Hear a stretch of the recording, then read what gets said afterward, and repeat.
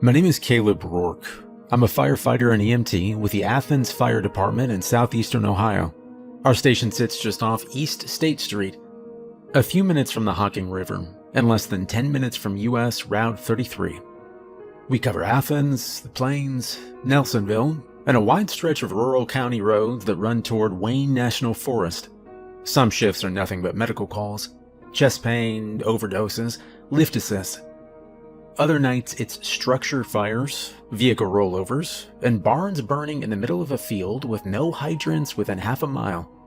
I've been on this job 9 years. A standard shift is 24 hours. We check in at 7 a.m. sharp. First thing is apparatus check. Engine 3 gets a full walk around. Tires, compartments, pump panel, hose beds. Then personal gear.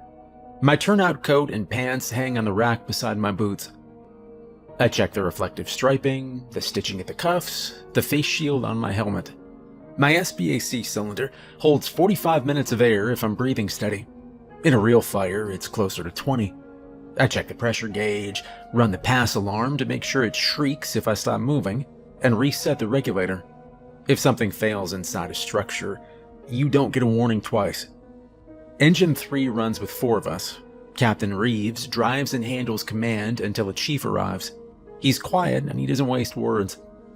Lopez rides the nozzle seat and pulls first line. Carter is our EMT and handles most of the patient care when we switch from fire to medical. I rotate between search, backup line, and outside vent depending on the call. We know each other's habits, and we know how each other moves in smoke. When the tones drop at night, the station speaker cracks once before dispatch comes through. That sound alone pulls you out of sleep. Your heart rate jumps before you even process the address. Structure fire reported. Vehicle accident with injuries. Possible entrapment. You're already standing up before the dispatcher finishes the cross streets. Boots on, coat zipped, radio clipped. We're in the engine and moving in under a minute. Fire behaves. Heat rises, smoke collects at the ceiling and pushes down as the room saturates. Wood floors weaken near the joist. Drywall fails. You watch for rollover in the smoke layer, and you cool it before it flashes. If the floor feels spongy under your weight, you get out. If the smoke turns black and thick and starts pulsing, you back up and hit it from a safer angle. The building gives you information if you know how to read it. Route 33 keeps us real busy. Tractor trailers drift across lanes at 2 in the morning. In winter, the overpasses freeze before the rest of the road. We've pulled drivers out of crushed sedans with hydraulic cutters while traffic backs up for miles. We've worked wrecks in the median while state troopers shine spotlights over our shoulders. There's a system to it. Stabilize the vehicle, pop the door, cut the hinge, clear the path, get the patient out. In town, most of the houses are older wood frame builds. Narrow staircases, low ceilings, bedrooms usually off a central hallway. You search the same way every time. Sweep left, sweep right, check behind doors, under beds, inside closets. Call out so your partner knows your location. Stay low, follow the wall, keep track of your hose line. The rookies say they're afraid of the flames. They picture getting trapped, running out of air, the roof collapsing on them. And that fear makes sense. But after enough calls, you realize fire follows patterns. It spreads according to fuel and oxygen. It weakens what holds it up. It leaves evidence of where it started. You can prepare for it. What stays with you are the calls where the pattern fails. I'm not talking about arson or electrical faults or hidden void spaces. Those still fit into something physical. I'm talking about moments inside a structure where the layout doesn't match the exterior, or when you clear a room and then hear movement in it again, or when you account for every member on your crew and still see someone standing in the smoke. I don't have a theory for any of it. I don't sit around the kitchen table at the station trying to explain it. I go home after shift, sleep a few hours, and come back the next morning like always.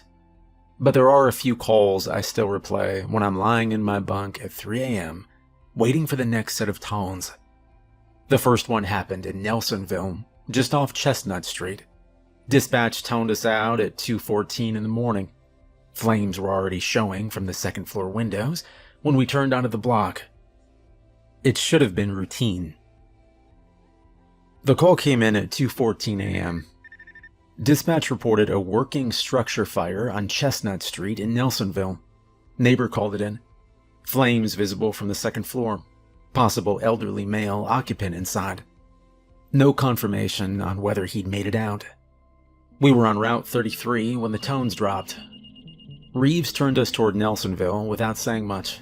I was already pulling my hood over my head in the back seat, while Lopez checked the nozzle coupling one more time. The sky was clear, no wind, and that mattered. When we turned onto Chestnut, we saw it immediately. Flames were venting from a second-floor window on the right side of the house. The front door was closed. No visible fire on the first floor. Two neighbors stood barefoot in the yard across the street. Reeves pulled past the address, so we had room to work. I stepped off the engine, and I felt the heat even from the sidewalk. Lopez and I pulled a pre-connect line to the front door, while Carter grabbed the thermal imaging camera. One of the neighbors yelled that Mr. Jones lived alone. Late 70s. Didn't drive much anymore. They hadn't seen him come out. Reeves gave the order for interior search and fire attack. We masked up, air on. The world narrowed to the sound of my own breathing inside the regulator. Lopez forced the front door, and it gave on the second hit. Smoke pushed out low and thick. I stayed below it and followed the hose in. The first floor was charged with heat, but not fully involved. Fire had started upstairs. We moved fast. The staircase was narrow and straight ahead from the front door. I could see orange light flickering at the top. The railing was already hot through my glove. We stayed low and advanced. At the top of the stairs, the hallway ran left to right. Fire was venting from the bedroom on the right. The left side was dark but filled with smoke. Carter stayed at the stair landing with the TIC and began sweeping. Lopez hit the ceiling with a short burst to cool the rollover. Steam filled the hallway. We advanced to the right bedroom first, and it was fully involved. The bed frame was visible through flame. The window had blown out. Heat was pushing hard toward the hall. We knocked that room down enough to search it. No victim in sight. The mattress collapsed inward when Lopez hit it again. Carter called from the hall that the left side of the room was cooler. We backed out of the fire room and moved left. First door, bathroom, clear. Second door, small bedroom, empty. Bed, dresser, no occupant. At the end of the hall was one more door, closed. That was normal. People sleep with doors closed. I tried the handle. It turned. I pushed it open and swept low with my gloved hand. Bedroom. Single bed against the wall. No fire in this room yet. Light smoke at the ceiling. I moved in and checked the bed. Empty. I checked behind it. Closet door at the far wall. Closet, I said over the radio. Lopez stayed at the doorway while I crossed the room. The closet door felt warm. That was strange. There was no visible fire on this side of the house. I opened it. Inside was a narrow space, barely 3 feet deep. No shelving, no clothes, just a man standing upright against the back wall. He was facing forward. He was fully dressed in a white undershirt and dark pants. His skin was intact, no visible burns, no smoke staining on his face. His eyes were open. For half a second, I thought we'd found him alive, and then I realized he wasn't breathing. I stepped closer to check for a pulse. The air inside that closet, well, it was hotter than the hallway. My thermal camera wasn't on me. I'd left it with Carter. I reached forward to grab his shoulder. His eyes shifted. They moved from somewhere past me and focused directly on my face. The right hand came up fast and grabbed my wrist. The grip was strong. "You left," he said. I tried to pull back, but his fingers tightened. I felt heat through my glove, like metal heating under a torch. Lopez stepped into the room then. "Caleb, move!" I braced my boot against the closet frame and pulled hard. The man's skin began to blister under my hand. Not slowly, fast. The white of his undershirt darkened as if something inside him was heating from the core outward. His fingers didn't loosen. "You left," he repeated. And then his grip slackened, and his body collapsed straight down. Not like someone falling, like something hollow losing structure. He dropped into a pile of blackened material at my feet. No bones visible or recognizable form, just fragments and ash. The heat in the closet spiked instantly. Lopez dragged me back by my coat collar. Fire rolled into the hallway from the right side again, and we had to pull out. We exited down the stairs and regrouped outside, while another line finished suppression from the exterior. The fire was knocked down within 20 minutes. Overhaul took another hour. When the structure was safe, the county coroner walked through with us. Mr. Jones's body was located in the kitchen on the first floor, near the back door. Severe smoke inhalation. He likely died before the fire fully extended upstairs. I didn't say anything about the closet. Lopez didn't either. Later, when we were stripping gear back at the station, I pulled off my glove, and there were 5 blister marks across my wrist, evenly spaced, oval, like fingertips. I'd worn full structural gloves the entire time, no breach in the fabric. Medical documented it as a contact burn from heated debris, and I didn't argue. The closet was measured during investigation. According to the layout of the house, it should have been deeper, at least 5 feet. But when investigators checked after the fire, the back wall of that bedroom was flush with the exterior brick. There was no space for a closet at all. The house was torn down 2 months later. I drove past the lot once after shift. The foundation was still there. And I check every closet twice now. Case 2. The Route 33 overpass. The call came in at 3:47 a.m. Single vehicle rollover. U.S. Route 33 eastbound, just past the Plains exit. Possible entrapment. Ohio State Highway Patrol already en route. We were 5 minutes out when dispatch updated. Vehicle upside down in the median. 1 occupant confirmed. No other vehicles involved. Route 33. It's dark in that stretch. No businesses, no houses. Just a long ribbon of highway, bordered by low grass and a shallow drainage ditch. There's an overpass about a quarter mile past the exit. County Road 24 crosses above it. We've worked wrecks there before. Reeves positioned the engine to block the right lane. State troopers had already shut down eastbound traffic. A silver sedan was resting upside down in the median, roof crushed inward but not fully collapsed. The driver's side was pinned against the dirt. The passenger side was accessible. Headlights were still on. Lopez and I grabbed cribbing and stabilization blocks. Carter brought the trauma bag. I could see the driver hanging in his seatbelt through the shattered windshield. He was conscious. Well, we stabilized the vehicle first. Cribbing under the frame, wedges at the pillars. Once it felt solid, Lopez killed the battery while I crawled through the broken passenger window. The driver was male, mid-20s, blood running from a cut on his forehead down into his hair. Airbag deployed. His eyes tracked me when I leaned in. "Hey there, I'm Caleb with the fire department," I began. "You're gonna be okay. We're getting you out." He swallowed and nodded once. His voice was shaky but clear.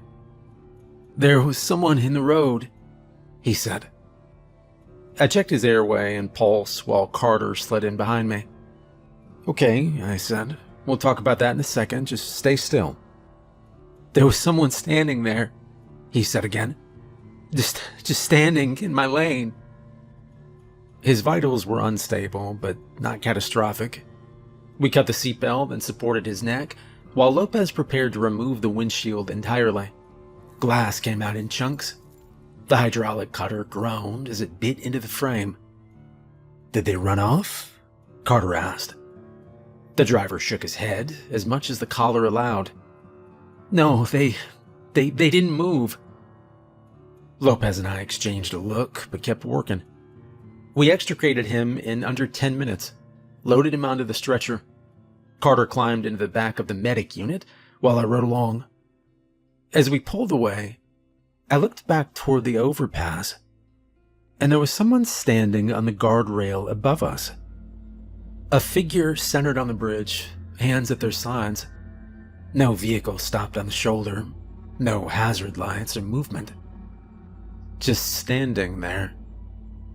The trooper's cruiser lights strobed blue against the concrete supports. I leaned toward the driver's window of the medic unit. "Do you, see someone up there?" I asked the trooper. He looked up, then back at me. "Where?" "On the bridge," I said. He stepped out of his cruiser and shined his light upward. The bridge was empty. No one on the guardrail, no car pulled over, no shadows. I didn't argue. I got back in the unit and we continued toward the hospital. The driver coded once in transit. Carter worked him hard. We got a pulse back before arrival, but he was critical. And he died in surgery 2 hours later. Highway Patrol asked us for our statements later that morning. Standard procedure. They told us the driver's dash cam had been recovered. It was an aftermarket unit mounted near the rearview mirror, and I asked to see it. The trooper hesitated, but eventually turned his laptop toward me. The footage showed the sedan traveling eastbound. Speed steady, no swerving. No headlights from oncoming traffic in that stretch. At timestamp 3:45:12, the driver's headlights illuminated the lane ahead. And for 3 frames, less than a second, there was someone standing in the middle of the road, centered in the lane, facing the vehicle. No reflective clothing, no visible features, just a human shape in direct line with the headlights. At 3:45:13, the shape was gone. The driver jerked the wheel hard right, and the vehicle clipped the median and flipped. The trooper rewound the footage. The 3 frames were still there. "Probably a glitch," he began. "Camera artifact." "Artifact from what?" I asked. He didn't answer that. The next day, I asked Reeves if Highway Patrol had shared the footage officially. He shook his head. "No, they said it corrupted when they exported it." I checked with the trooper I'd spoken to, and he told me the same thing. "File damaged, can't retrieve." I didn't push it. A week later, we ran another call on that same stretch of 33. Disabled vehicle this time. Engine trouble. Middle-aged woman pulled onto the shoulder. While Lopez helped her pop the hood, I walked a few yards down the median toward where the sedan had flipped. The glass there was flattened from the crash. Bits of broken glass still glittered in the dirt. I looked up at the overpass again. Nobody there. But I noticed something. On the concrete barrier above, centered over the eastbound lane, there was a dark streak on the guardrail, about shoulder height, vertical, like something had been standing there long enough to leave a mark. State crews around there clean bridges regularly. Graffiti doesn't last long. This wasn't spray paint. It looked worn into the metal. I climbed halfway up the embankment and squinted. The streak wasn't wide. It was shaped like 2 narrow lines close together, like footprints. I didn't mention it to anyone. After that call, I started carrying a small personal body camera on night shifts. Not department issued, just something I bought online. I clipped it to my turnout coat during highway calls. I never caught anything unusual on it, but every time we run Route 33 after midnight, I checked the overpass before we cleared the scene. Once, about 3 months after the rollover, we were returning from a medical call in the plains around 2:30 a.m. As we passed under that same bridge, I looked up automatically, and there was a figure standing at the center again, hands at his sides, facing down toward the vehicle. No vehicle parked above. I leaned forward in my seat. "Reeves," I said, "slow down." He glanced up through the windshield at the bridge. "What?" "On the guardrail," I said. He tapped the brakes slightly. I looked up again, and the guardrail was empty. We kept driving. Nobody said anything else about it. I have worked dozens of wrecks since then. Most of them make sense. Speed, alcohol, ice, distraction. This one didn't. The driver said someone was standing in his lane. The camera showed someone in his lane. And twice now, I've seen someone on that overpass with no car, no movement, and no reason to be there. When we respond to that stretch of highway after dark, I make sure one of us always looks up. Case 3. The cabin off Hope Moonville Road. The call came in at 1:26 a.m. Smoke investigation. Possible cabin fire near Hope Moonville Road, east side of Wayne National Forest. Caller was a hiker who said he saw smoke through the trees while driving out. That road is narrow and uneven. No streetlights. No call service once you're a few miles in. Reeves drove slow once we left the paved stretch and turned onto gravel. The engine bounced hard enough to rattle tools inside the compartments. There are old hunting cabins scattered through that part of the forest. Some are maintained. Some haven't been touched in decades. We found the cabin about a quarter mile off the road down a dirt track. Single-story wood structure. Tin roof. One window facing the clearing. No visible flames from the outside. No glow in the trees. There was smoke coming from the chimney. Not heavy smoke. Just a steady gray stream rising straight up into the night air. Reeves killed the engine and stepped out. The forest was quiet. No wind. No insects loud enough to matter. Just the ticking of our cooling engine. We pulled the line anyway. Standard procedure. The front door was shut. No lights inside. No vehicles parked nearby. I tried the handle. Locked. Lopez forced it with a Halligan. The door frame splintered inward. We masked up before entry. The interior was dark. No visible flame, no active fire in the main room. A stone fireplace sat against the far wall. No flames in it either. No visible embers. But the air inside was warmer than outside. Not structure fire warm, just noticeably warmer. "Thermal," Reeves said. Carter stepped in and swept the TIC across the room. Walls cool, ceiling cool, floor cool. Fireplace reading slightly elevated, but not active. There were 3 wooden chairs positioned in a half circle facing the hearth, all evenly spaced, all pointed inward. No other furniture in the room, except a small table against the wall. No footprints in the dust near the doorway. I stepped toward the fireplace and crouched down. The inside of the hearth was clean. No ash, no charred woods, no coals. But the stone around it was blackened, like something had burned recently. "Anyone home?" Lopez called out. No response. We cleared the main room and moved to the back hallway. 2 small bedrooms, both empty, mattresses stripped, no bedding or signs of recent use. Then I noticed something on the floor near the wall opposite the fireplace. A square outline in the dust, about 3 feet by 3 feet. The wood planks there looked newer than the rest of the floor. "There's a hatch," I said. Reeves stepped over and brushed the dust aside with his boot. There was a metal ring flush with the floor. "Padlocked," Lopez said. He was right. A new silver padlock secured the hatch closed. The lock wasn't rusted, Wasn't old, it'd been put there recently. We were dispatched for a basement search, but smoke from the chimney with no visible fire upstairs meant something had to be below. Reeves nodded once. Lopez cut the lock. The metal snapped clean under the bolt cutters. We lifted the hatch. A rush of colder air came up from below. Not stale, cold. I pointed my flashlight downward.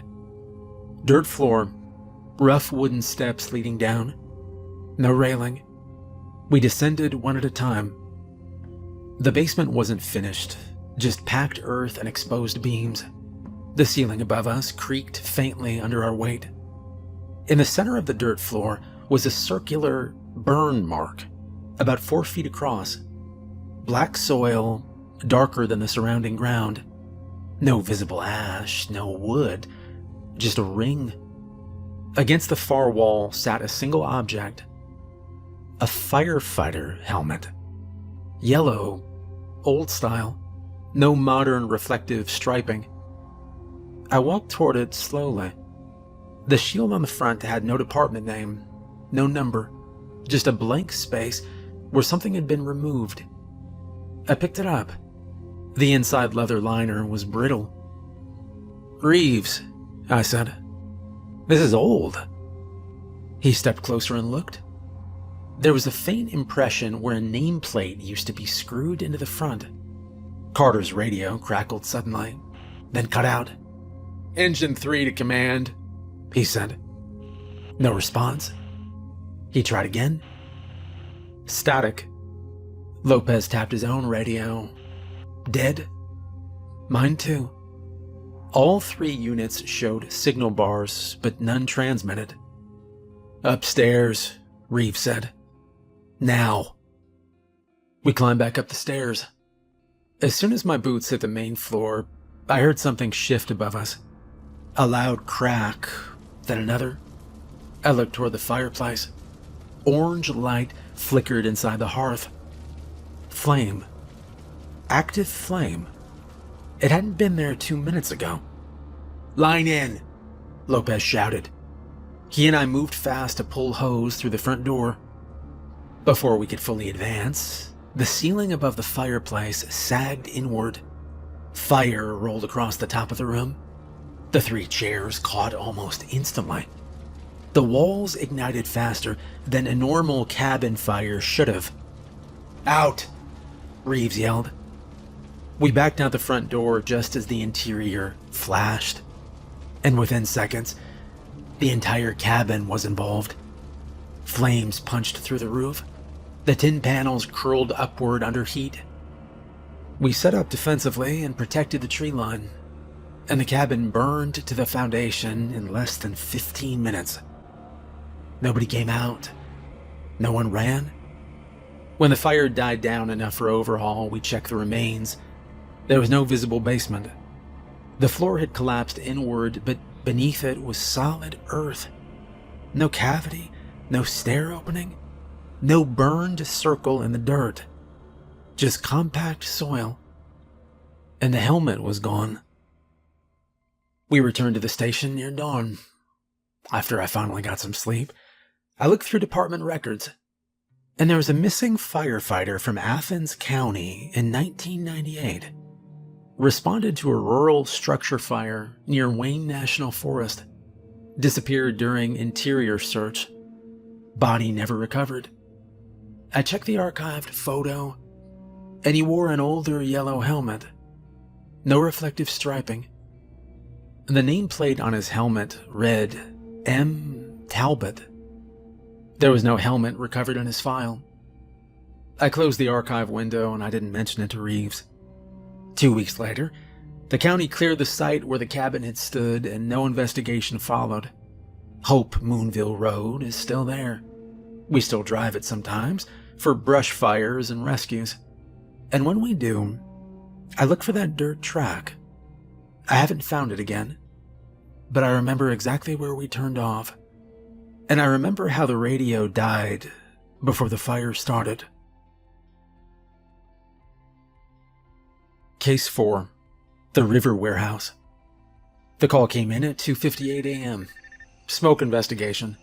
Abandoned warehouse along the Hocking River near the old rail spur off West Union Street. Multiple callers reported smoke coming from the roof. Possible homeless occupants inside. We knew the building. 3 stories, brick exterior, broken windows on the upper floors. The roof partially collapsed on the south side years ago. It'd been red tagged by the city, but never fully secured. People still got inside through a loading dock door that wouldn't latch. We pulled up to light gray smoke pushing from the upper windows on the river-facing side. No visible flame from the street. Reeves positioned the engine to block the access road. Police cruisers arrived seconds later and began clearing the perimeter. "Primary search first," Reeves said. "Possible occupants." Lopez and I messed up. The loading dock door hung crooked in its frame. We forced it wider and stepped inside. The air was thick, but not charged with heavy heat. This wasn't a fully involved fire yet. It smelled like old wood and something synthetic burning, plastic or insulation. Our lights cut through the dust. The main floor was open warehouse space. Broken shelving, stacked pallets, graffiti along the brick walls. We moved in pairs, staying within sight of each other. "Fire's in the rear," Lopez said, pointing toward a faint orange flicker near the back corner. We advanced the line slowly. A small fire was burning in what looked like a makeshift living area built from stacked pallets and sheet metal. A mattress on the floor had partially ignited. A shopping cart sat nearby filled with clothing. No one visible. We knocked the fire down quickly. It wasn't large, and once the immediate threat was controlled, Reeves ordered a full sweep of the structure. Police confirmed no one had exited while we were inside. That meant if anyone was living here, they were still somewhere in the building. We split into 2 teams. Lopez and I took the east side toward the interior loading docks. The floor was uneven. Sections of concrete had crumbled, leaving shallow pits. Water from previous leaks had pooled in spots and reflected our lights. As we moved deeper into the structure, I noticed something on the wall ahead. Handprints. Black soot handprints. At first I assumed they were left by squatters or firefighters from an earlier call. But as we moved closer, I saw that there were too many. Dozens. Then hundreds. Small prints, large prints. Some smeared, some clean and sharply defined. All pressed flat against the brick wall. They covered a stretch about 20 feet wide and 10 feet high. Every single one faced inward toward a single spot on the wall, like they'd all been reaching toward the same place. "Lopez," I said. He stepped beside me and scanned the wall with his light. "Oh, kid's messing around," he said at first. And then he stopped. The handprints were layered over each other. Some looked fresh, some older, but none had drip lines beneath them. No soot streaking downward. They were clean impressions. "Check the wall temp," he said. I placed my gloved hand against the brick, and it was just warm. There was no visible flame in that section. My radio crackled. "Engine 3 to interior east side, status," Reeves said. "Fire knocked down," I replied. "Continuing search." And that's when Lopez's pass alarm activated. The loud, shrill beeping echoed off the brick. I spun toward him. He was standing 3 feet from the wall, completely still. Mask on, eyes open behind the face shield, arms hanging at his sides. "Lopez?" I said. No response. His pass alarm continued to sound because he hadn't moved. I grabbed his shoulder. "Lopez?" Nothing. His head was tilted slightly forward, facing the center of the handprints. I followed his line of sight. There was nothing visible in the brick, just soot. And then I noticed something else. The handprints in the center of the wall were darker than the others, and faint red lines were glowing beneath them. Not bright, just visible through the soot, as if heat were coming from inside the brick. "Reeves," I said into the radio. "We've got an unresponsive firefighter." "Location," Reeves said. "East wall near loading docks," I replied. I tried to pull Lopez backward. His boots didn't move at first. It felt like his weight had doubled. The pass alarm continued to scream. "Lopez!" I shouted. And finally his head turned slowly toward me. His eyes were open but unfocused. "They're inside," he said. "What?" "They're inside the wall." The red glow behind the handprints intensified. The brick surface began to crack. Thin lines spread outward from the center. The air temperature spiked instantly. "Get him out," Reeves said over the radio. I braced my boot against the wall and I pulled hard on Lopez's coat collar. And this time he moved. As soon as his back cleared the brick, the red glow vanished. The cracks in the wall stopped spreading. Lopez collapsed against me. I dragged him toward the exit while Carter and Reeves ran toward us. Behind us, the brick wall bulged outward slightly, and then a section near the ceiling collapsed inward. Fire erupted from behind it. Flames shot across the top of the warehouse ceiling and began to spread rapidly. "Defensive," Reeves ordered. We retreated out the loading dock just as the interior ignited fully. The fire moved faster than it should have for a structure that size. Within minutes, flames were pushing from every window on the riverside. We set up exterior lines and protected nearby buildings. The warehouse burned hard for nearly an hour before we gained control. Lopez was transported to the hospital for eval. Severe smoke inhalation. Elevated heart rate. No burns. When he regained full consciousness later that morning, he remembered standing in front of the wall. He said he'd heard voices. Multiple voices. They were saying his name. He said he thought someone was trapped inside, in the wall. The building was demolished the following week due to structural instability, and I drove past during teardown. The east wall, the one with the handprints, had already been removed. The bricks lay scattered in piles. I walked as close as the barricade would allow. None of the bricks showed soot patterns. None showed handprints. They were clean. Lopez transferred departments 3 months later. Said he wanted to be closer to family in Columbus. He doesn't talk about that call. We still run smoke investigations along the river. Every time we step into an abandoned structure now, I check the walls first. Not for fire, for handprints. Well, Ohio doesn't look dangerous from a distance. From the highway, it's fields and tree lines and small towns with water towers painted in school colors, brick storefronts, 2-lane roads, county fairs in the summer. In Athens County, the hills roll soft and green most of the year. In the fall, the trees turn red and gold, and the air smells like leaves and wood smoke.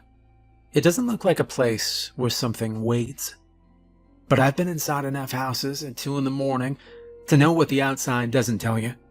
I have crawled down hallways in Nelsonville where the heat dropped suddenly in rooms that should have been fully involved.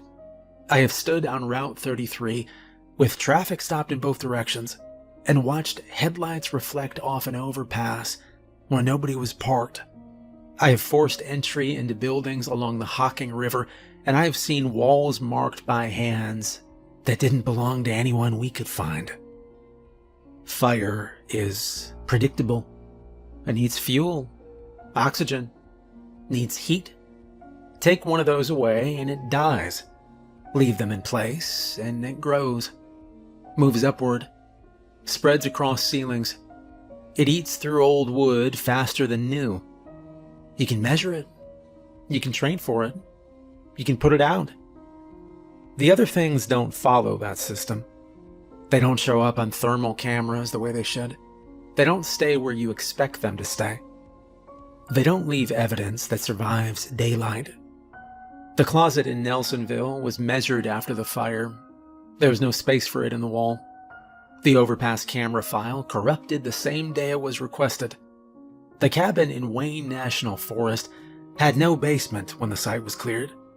The warehouse bricks along the river showed no marks once the building came down. I don't tell recruits these stories.